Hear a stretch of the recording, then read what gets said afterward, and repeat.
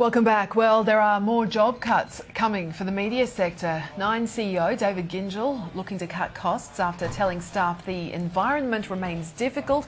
We've also seen news this week that Seven's axed The Price is Right, and a lot of speculation too about the current affairs shows on 7 and 9. Let's get more and return to our co-host James Manning, editor and publisher of Mediaweek. James, what do you know about the job cuts well, certainly cost cutting that has been? Yeah, everybody's talking about job cuts except Nine. Nine's talking about we've got to really tighten our belt, review all the costs. So we're expecting sort of some at least first voluntary redundancies. They'll be looking for that. But again, there's been no detail on that yet. Speculation they could be looking to cut maybe 10% of their expenses. They currently run at about $1 billion a year, so it's going to be a pretty big amount at whatever they do. Yeah, look, lots of speculation. Seven could be soon to sort of drop the Today Tonight brand, you know. February 11's been a date targeted or mentioned by some people, Seven sources. That's despite, you know, employing a new executive producer, Neil Mooney, a new host for the Sydney and Melbourne edition, Helen Kaplos, a new Brisbane edition of the show with Sharon Gadella. So the sort of signs are there that they won't do it, but, you know, the rumblings are that they do, you know, that because that on air the show has virtually disappeared lately. It's sort of been merged into an hour news bulletin, but it's a massive call for the station to make, you know, to drop a brand like last year. The average audience was over 1 million, so it's still performing reasonably well. They would like it to do a bit better, and you know, if they could target a slightly more attractive audience for advertisers perhaps. So would Nine do the same thing then, do you think? I think Nine are really committed to their strategy for this year, which is going with reality at 7 o'clock. They've got the Block All-Stars kicking off next week at 7 p.m.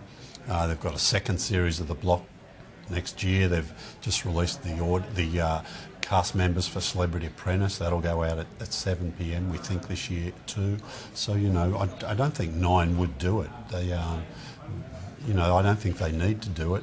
Seven don't need to do it either, but they're really, I think, tempted by jumping that way. Interesting though, isn't it, that we're sort of getting these reports when at the same time 10 has launched a makeover for its national current affairs Sunday show, Meet the Press. Yeah, Kath Robinson's coming in to host that. It's virtually outsourced it to News Limited, so I'm not quite sure what the reasoning is behind that, but I guess you'll see a lot of News Limited journalists featuring, you know, interviewing the guest politician each week, and they figure, well, look, it's there's an election coming up, so there's going to be lots of good content there to take on. I guess just staying with the cost-cutting theme as well, I mean, Time news too, that there's going to be globally reduction in staff. Yeah, they're looking to cut 500 staff around the world. That's sort of a total of 8,000 people, so it won't be just in their magazines, but across all parts of the business, I think. Just wanted to ask you too, because I mean, there have been some reports as well coming that Ryan Stokes is really cementing his position as the heir apparent for his father, Kerry Stokes, at Seven. What's sort of the latest on that?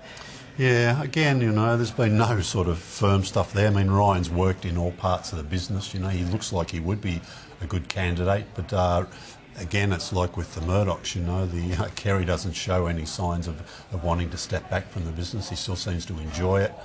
Health seems pretty good, a bit like Rupert, you know. Again, he doesn't seem to want to let go. They're going to split News Corp into two parts, you know, and Rupert's going to be involved at the top of both halves of it.